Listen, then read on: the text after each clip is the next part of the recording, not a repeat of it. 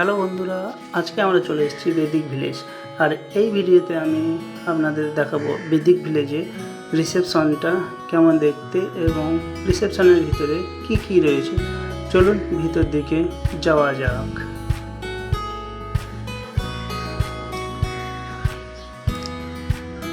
তো বন্ধুরা, আমরা রিসেপশনে ঢুকেই দেখতে পেলাম বাঁ দিকে রয়েছে রিসেপশন এবং ডান দিকে রয়েছে রিসেপশনের ডেস্ক।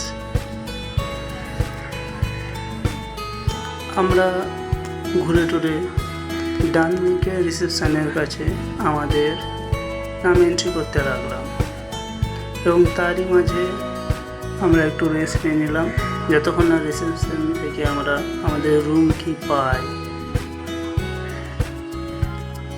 তো গাইস, রুম কি আস্তে আস্তে চোখ চলে গেল রিসেপশনের মধ্যেখান থেকে কাঁচের ওপরে রয়েছে একটা বৌদ্ধ মূর্তি।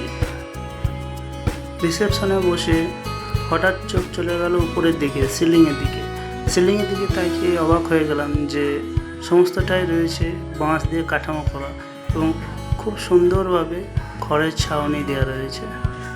সেখান থেকে রিসেপশনের ম্যানেজারের সাইড দিয়ে যেতেই দেখতে পেলাম সেখানে রয়েছে অনেকগুলো টেবিল, বসে খাওয়ার জন্য এখানে যথেষ্ট।